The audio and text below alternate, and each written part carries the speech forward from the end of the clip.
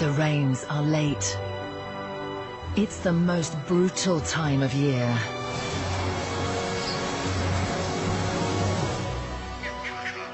Babies born into drought face starvation. The weak and the injured are weeded out.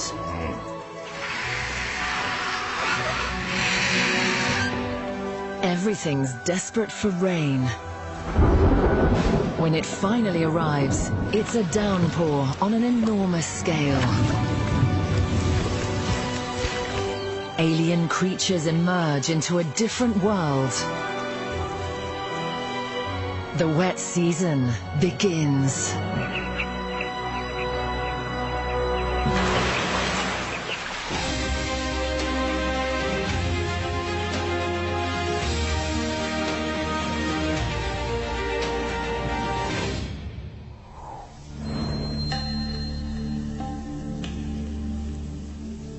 It's the beginning of November in the Luangwa Valley. 6.5 rainless months have parched the land, sucking all moisture from the grass.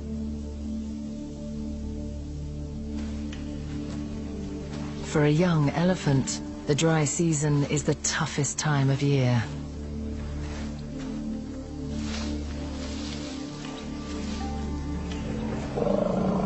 The herd must trek for up to 80 kilometers each day to find enough food.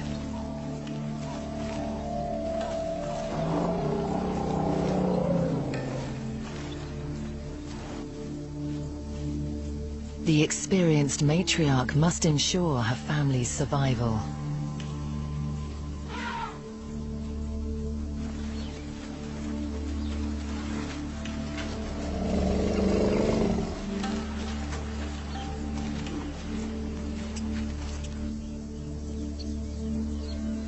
However far they travel, she always leads them back to the river.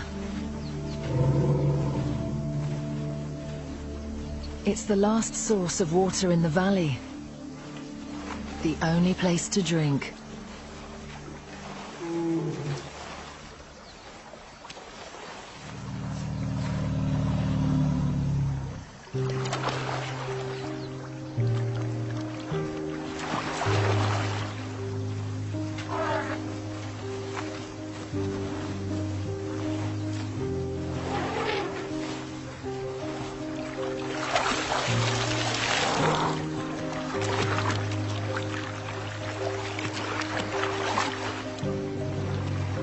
They use their 2-meter trunks to siphon water, 10 liters at a time, before squirting it into their mouths. In this heat, it's welcome relief. Relief from above seems imminent too. Clouds begin to build, and the skies get heavy with the promise of rain.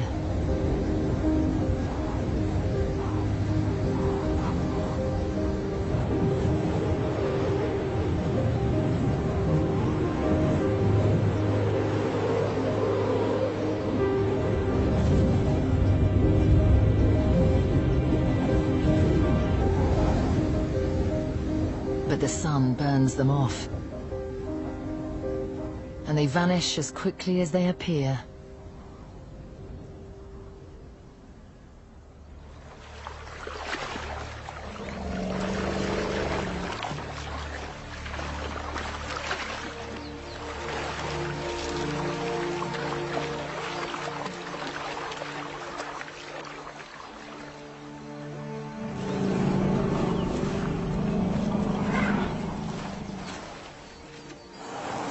For the youngster, the rains can't come soon enough.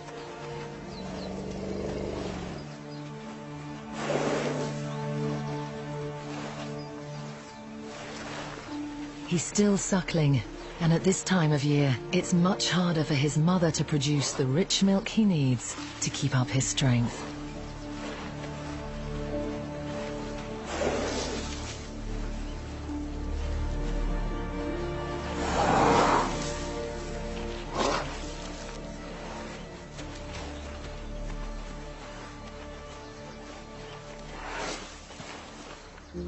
Rain is desperately needed to bring a fresh burst of life to the valley. The Luangwa Valley is in the heart of Africa, cutting through Zambia's eastern wilderness. Each year it floods and dries in a natural cycle, but this year is harsher than most. El Niño has affected the weather worldwide, and in Zambia, it's turned the dry season into drought. Rains here usually come in late October. They're 2 weeks late. The Luangwa River is at its lowest in 2 decades. There's been no rain here since April, and if it doesn't come soon, the river could stop flowing completely. When resources are scarce, buffaloes unite into mega herds and descend on the diminishing river to drink. The resident hippos are forced so close to each other that up and down the river, tempers flare and fights erupt.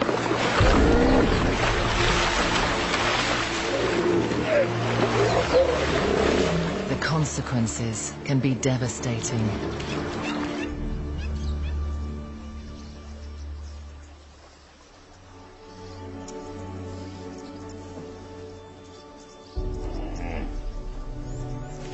One fight has left this old bull with a broken leg.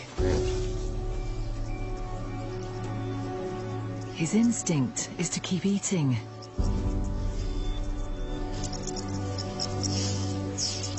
But unable to move far to graze, he's losing weight fast. Oxpeckers feast on his cuts. They'll help clean his wounds, but the pain is too much for him to bear.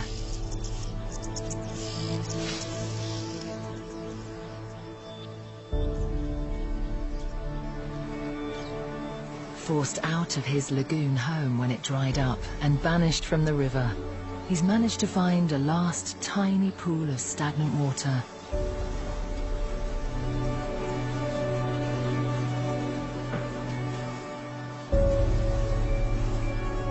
He's reached the end of his journey, but at least he has cool mud to ease his last few hours.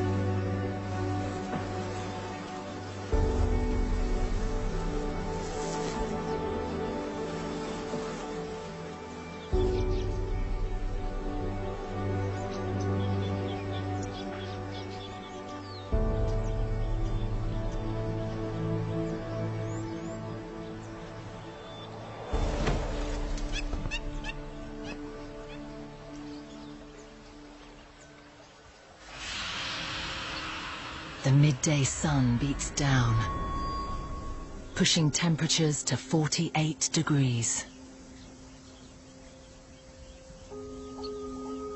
The earth bakes solid. Leadwood trees bleach white in the glare. Once grassy plains turn to dust. There's no respite from the brutal sun. But carmine bee-eaters seem to thrive in it.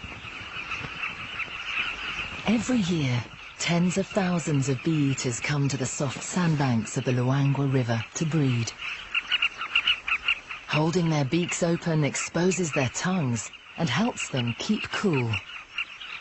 But they seem to go out of their way to sunbathe.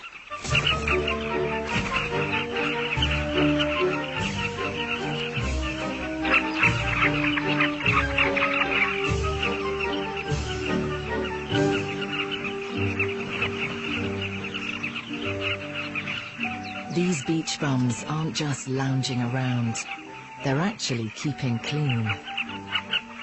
One downside of living in a colony is that parasites spread fast. To keep them under control, carmines bask.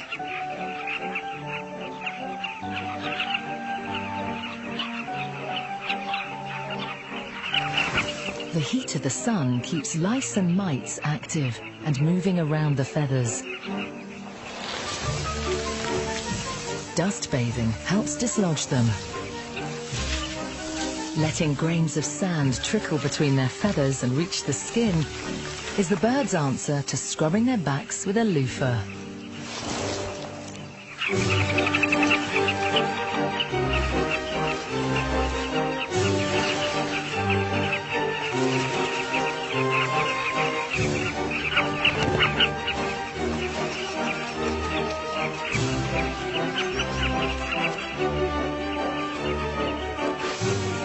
Bee-eaters spend 10% of their day doing pest control.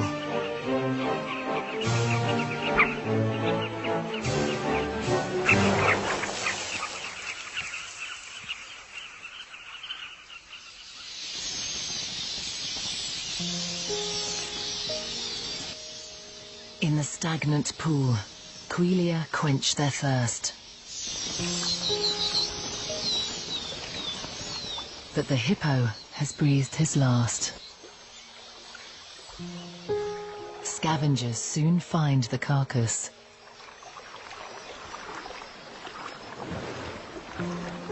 At this time of year, predators don't always need to waste energy on a hunt. This lion's had the hard work done for him by the drought. The hippo weighs well over a ton, even in his emaciated state. But with the buoyancy of the water, the lion has enough brute strength to move his prize.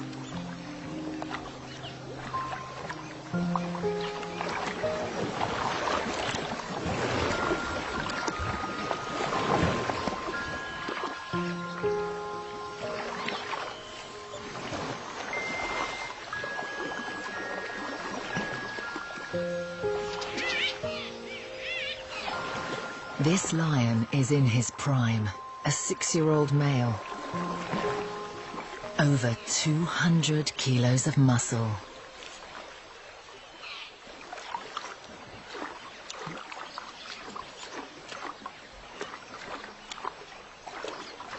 The hippo's hide is 5 centimeters thick, but the lion's canines are 10 centimeters long and make short work of opening the carcass.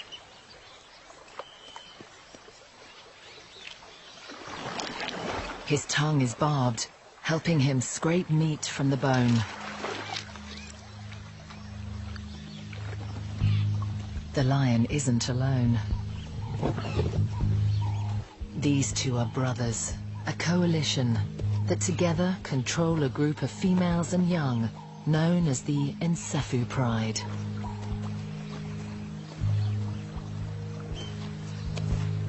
They're a team.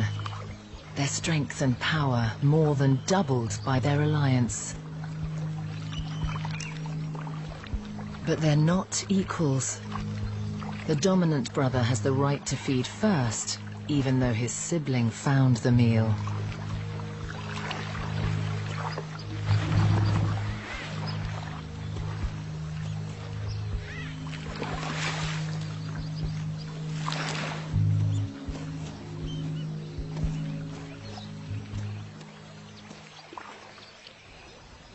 News of the carcass travels fast on the bush telegraph. A hooded vulture is first on the scene. It's one of the smallest African vultures, easily able to maneuver into prime position to pick up scraps.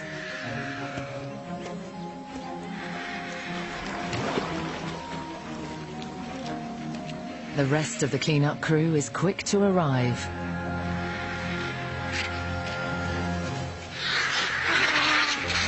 White-backed vultures are larger and much more numerous. The lion can eat a quarter of his own weight in one sitting, but he's had his fill and there's no need to gorge. Dead animals are plentiful during the drought.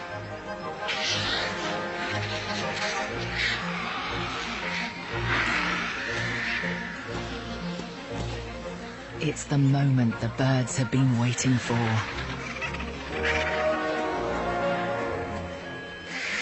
The white-backed vulture's strong, curved beaks are well adapted to tearing flesh. And, just like lions, vultures have rough tongues. These serrations help them scrape meat from all the carcass's nooks and crannies.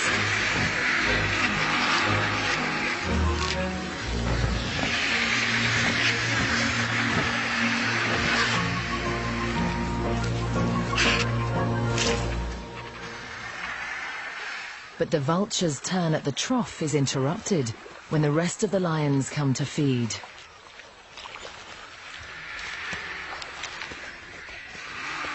Over the coming days, the whole Nsephu pride gets a good meal.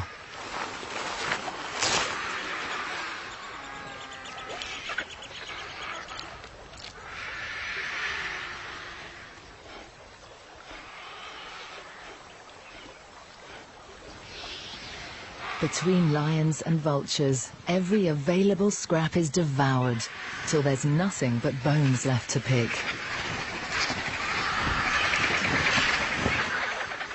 But not everyone's prepared to share.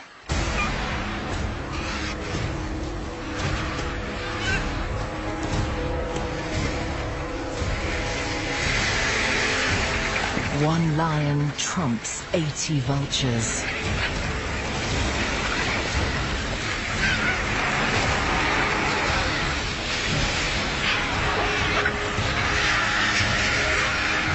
The vultures' crops are crammed with carrion. These muscular pouches in their throats can hold up to 20% of their body weight. They'll need time to digest before they can get airborne again. The hippo is a casualty of the valley's savage drought, but his demise has fed many mouths, helping other animals survive. 2 weeks on, and there's still no rain. Relief must surely come soon.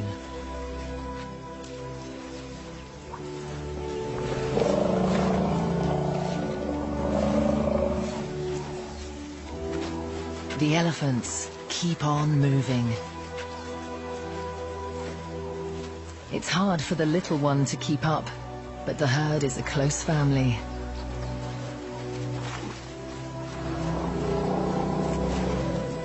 His mother and aunts would never leave him behind.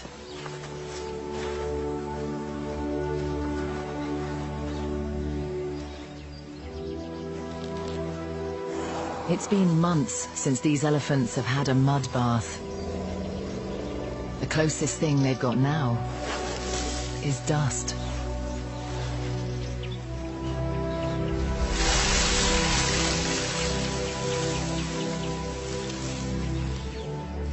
Like the bee-eaters, the sandy shower helps remove parasites and also gives them a bit of protection from the sun.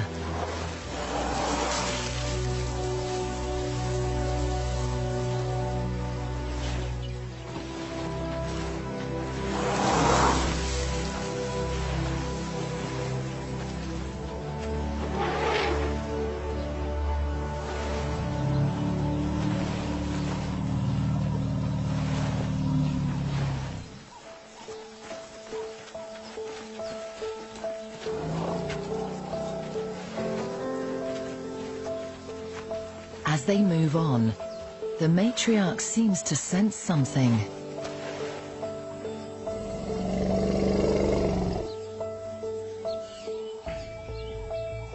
Elephants can detect sounds at much lower frequencies than humans.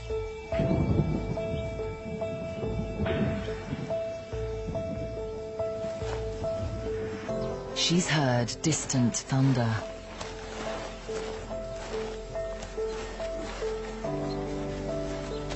The secret behind this super sense lies in her feet. Elephants effectively walk on their tiptoes and have spongy pads of fat in their heels, which cushion their weight as they walk. Natural shock absorbers. They also pick up vibrations moving through the earth, so the herd can detect distant sounds. Elephants sort of do have their ears to the ground. And they can hear thunder over 160 kilometers away.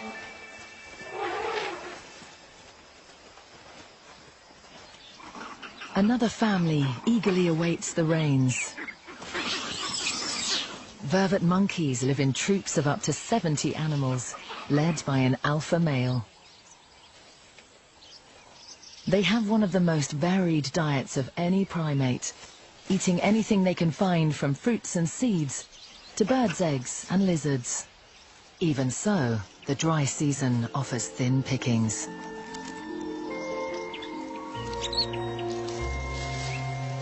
They time their breeding so females give birth at the start of the rains, when there's plenty of food about. But this year, they've been caught out. On top of the punishing drought, the rains are well overdue. Food is hard to come by. Newborn vervets are totally dependent on their mothers. They spend the first week of their lives clinging to mum and won't venture further than 2 meters away until they're 3 months old.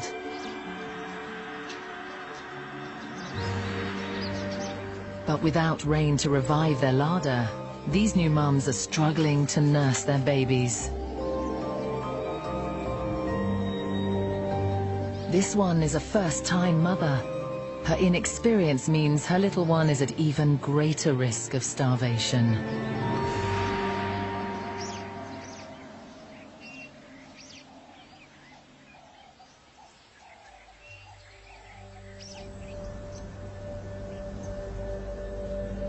The drought has the Luangwa Valley locked in a cruel embrace.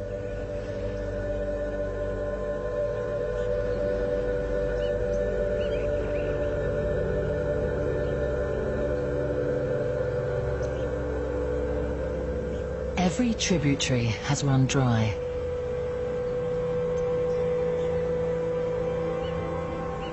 Empty gullies crisscross the parched land. Their winding paths a hollow reminder of the water they once held.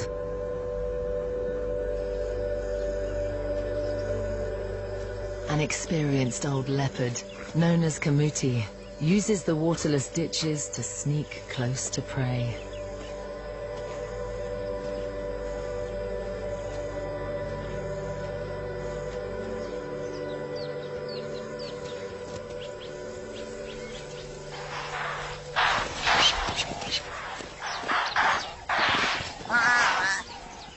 The dry season often works to predators' advantage.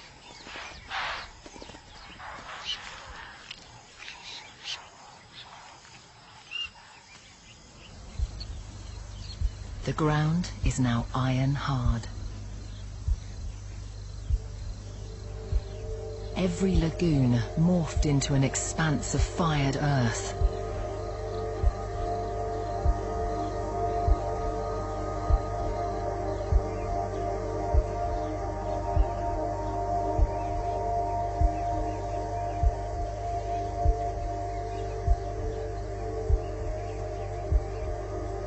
In the wet season, these waterholes are home to crocodiles. As the land dries, they get stranded. Sometimes several kilometers from water.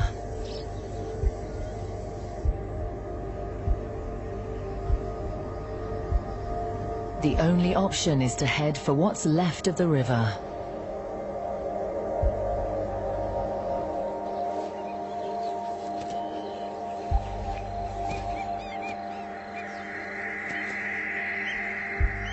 The Luangwa River has more crocodiles than any other in Africa. They bask on every bend. The largest crocs are dominant, but they tolerate each other, safe in the knowledge that they will all get a meal sooner or later.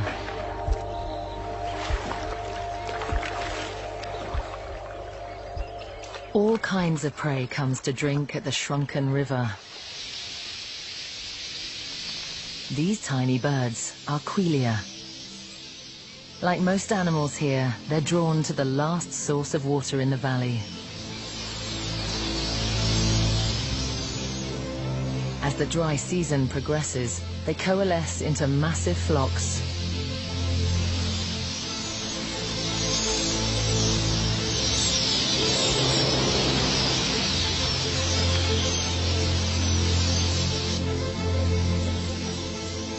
By November, they gather in staggering numbers.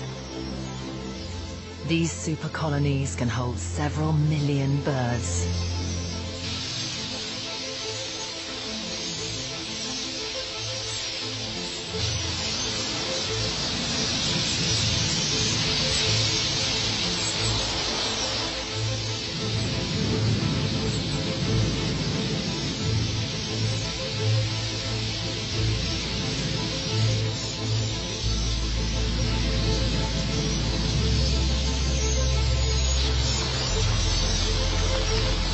Each one weighs less than 30 grams, but together a giant flock can tip the scales at over 50 tons.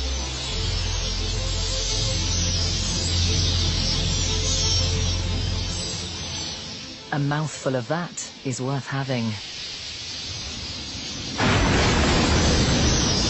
Crocs ambush the drinking throng from the shallows.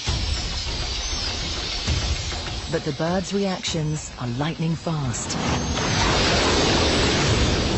In a split second, each responds to its neighbor's movements, and the whole mega flock swerves as one.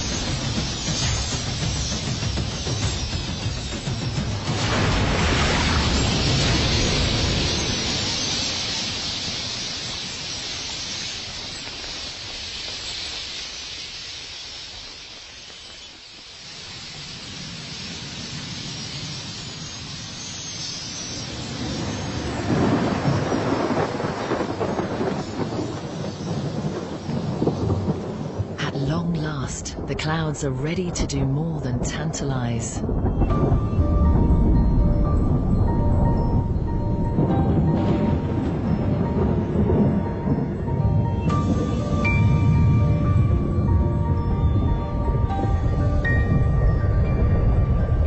Thunderheads swell and blot out the sun.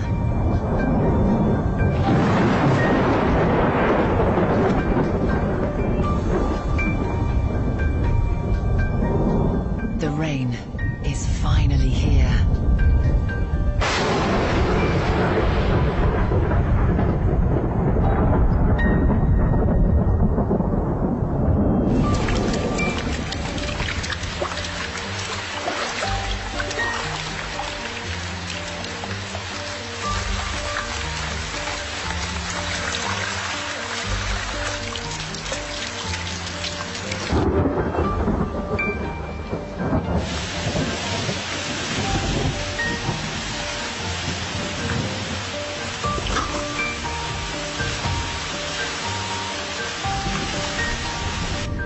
It's an enormous storm. Hour after hour, the rain just keeps on coming.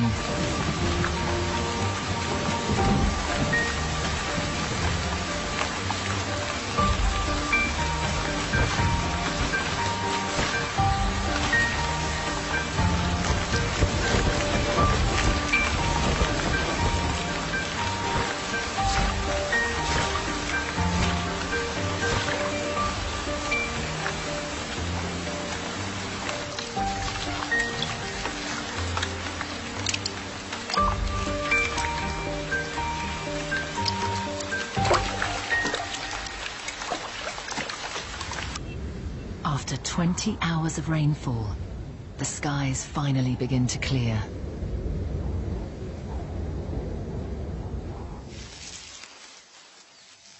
In the damp earth, something stirs.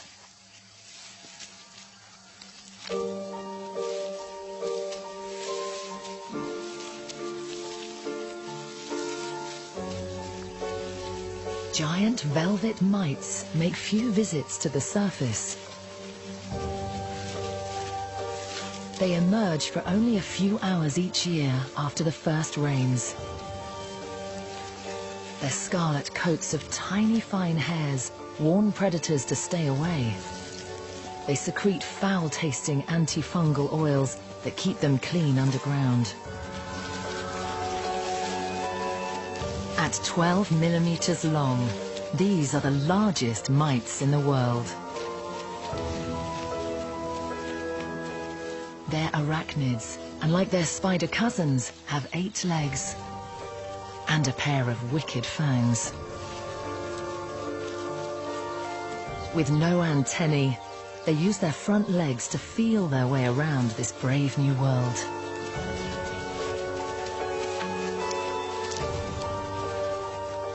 This is the only chance they have to feed and mate before disappearing to their subterranean lairs to wait out another year.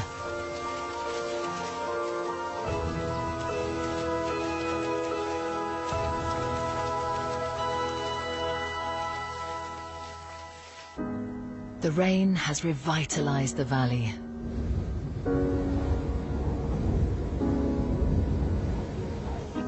Ponds appear in every hollow in the ground.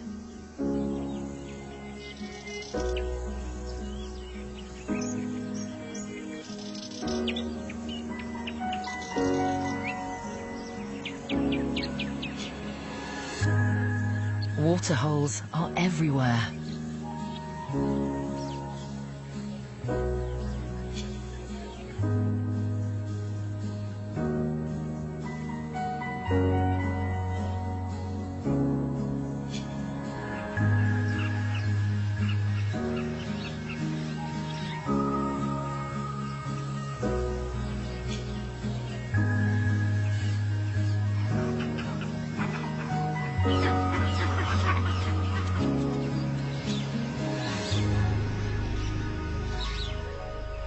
A terrapin takes his first look at the world in 6 months.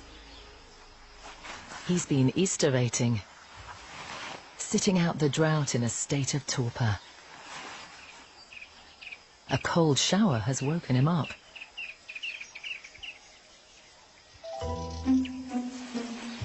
Now he needs a good long dip in a pool.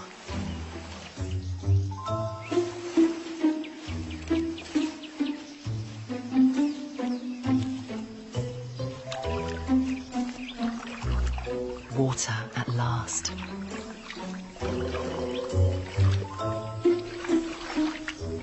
He'll search the shallows for mollusks and worms. After such a long sleep, he needs a big breakfast.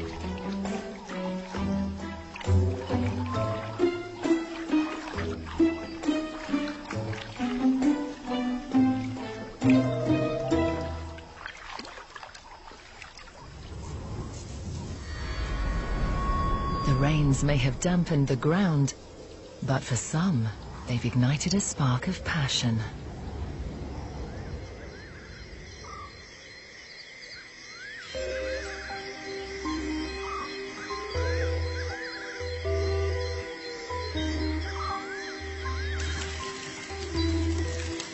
Winged termites take to the skies. Thousands dance in the moonlight. The air is thick with pheromones. They're looking for mates.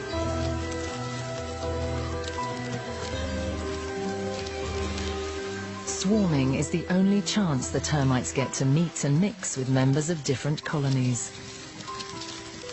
It shakes up the gene pool. A few young males and virgin queens will pair up and start new colonies. But for most of the termites, this heady night of ecstasy is their last.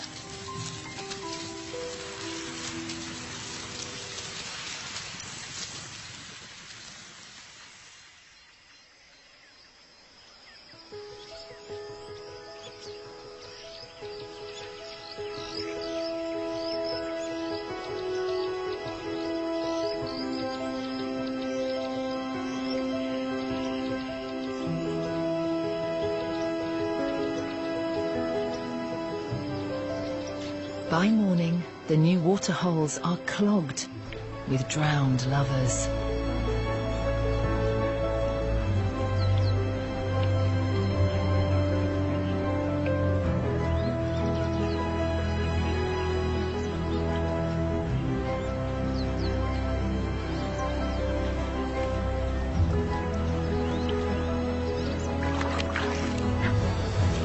For the vervets, the termite glut is a feast.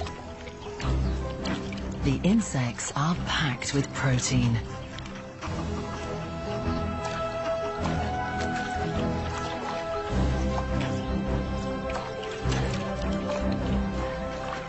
The young mum can't get enough of them. It's the best meal she's had for months.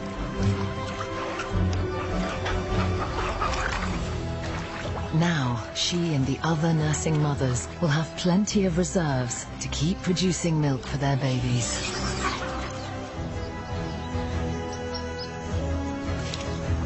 Everyone gets in on the act.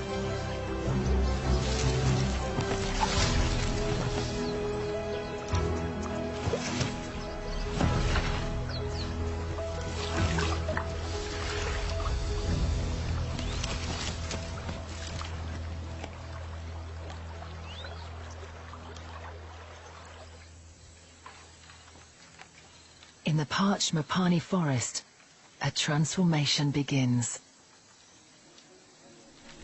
On every twig, new leaves sprout. The tree's dormancy is over. The woodland yawns and stretches, ready for a new season.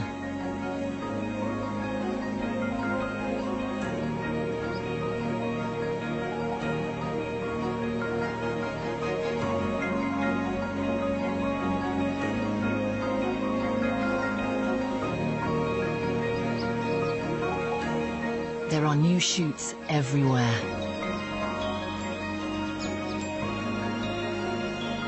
Seeds hidden in every crack and crevice have been poised for this moment.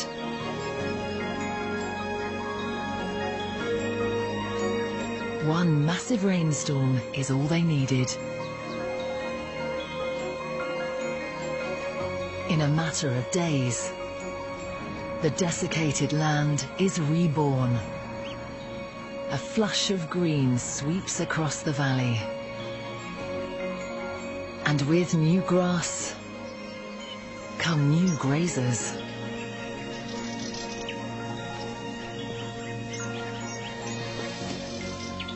"90% of impala mums give birth within 2 weeks of each other, just when the rains begin.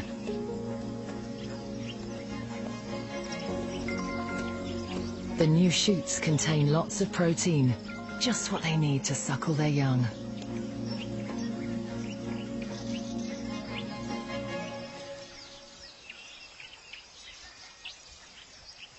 This little one is only about half an hour old. His mum chose a secluded spot deep in the bush to give birth. But she didn't bank on visitors so soon.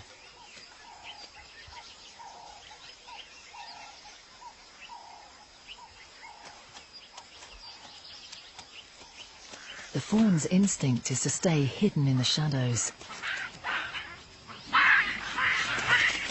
But the boisterous baboons give him a fright. It's as good a reason as any to take your first steps. Best stick close to Mum.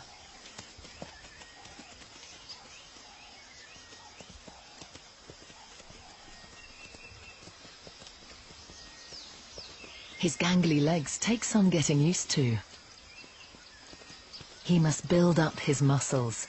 One day, these legs will be able to power 3-meter leaps that will help him escape from predators. New babies pop up everywhere.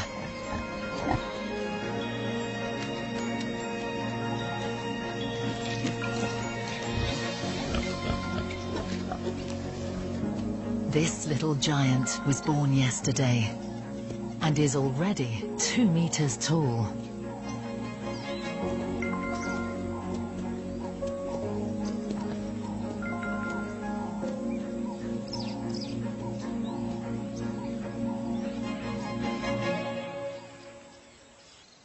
Within a couple of weeks, the valley is a different world.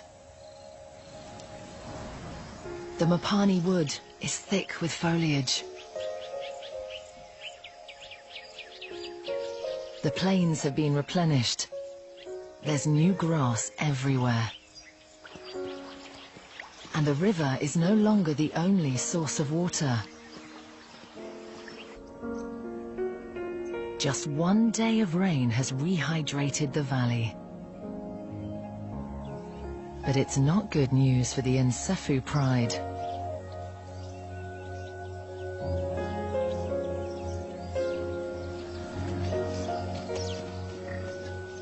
Buffalo can now spread out to forage and drink.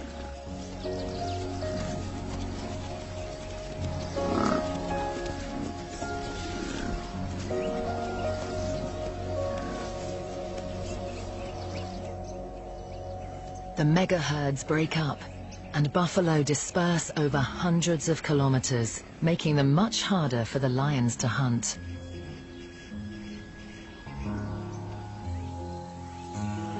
For the old leopard, Kamuti, times are tough.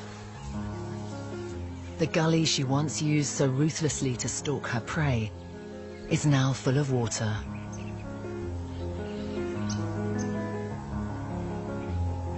She has nowhere to hide. Puku and Impala can see her from far away.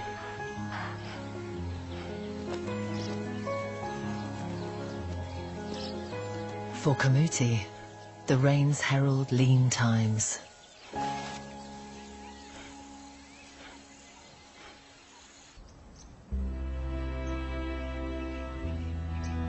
The tributaries are flowing again. Swollen streams rush to the river. The Luangwa has been given a new lease on life.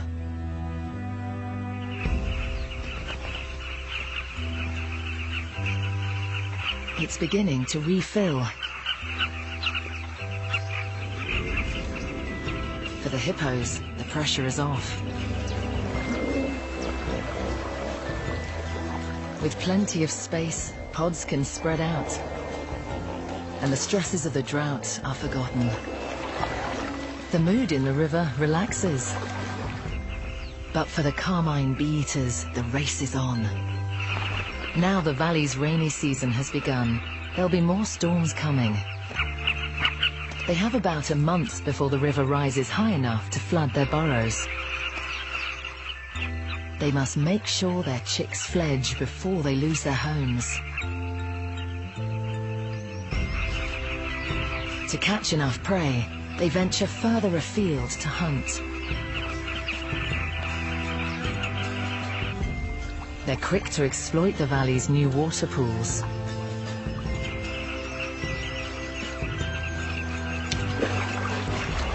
They're not fishing, but diving for aquatic insects.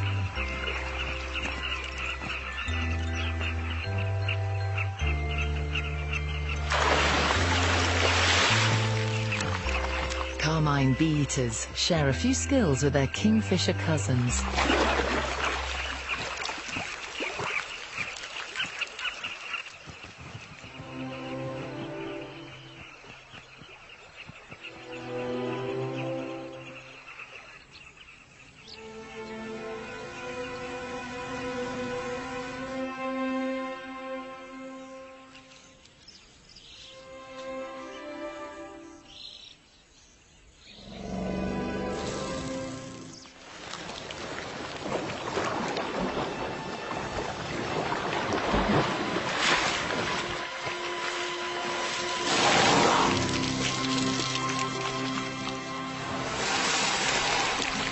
At long last, the elephants get their bath. After one of the worst droughts in living memory, the cool mud is a soothing balm. Mud is one of an elephant's favorite things. Part sunscreen, part moisturizer. All pleasure. Not a scrap of their bodies is missed. Trunks, Toenails, tusks and tails. Everything gets a coating of blissfully therapeutic mud.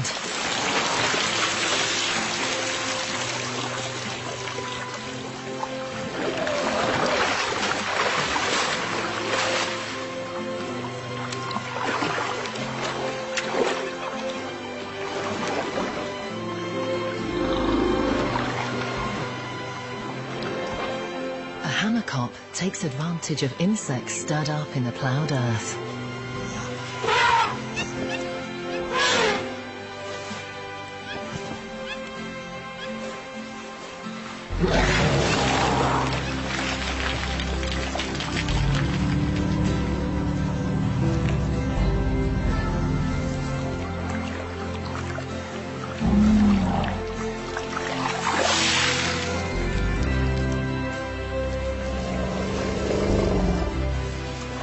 The matriarch's wisdom has brought her family safely through another year.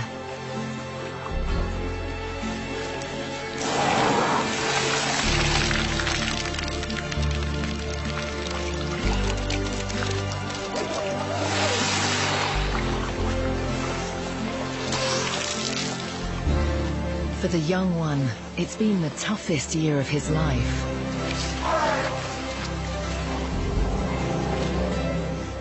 And he's made it. He'll have plenty more dry seasons to face, but by next year, he'll be a bit bigger and a bit stronger.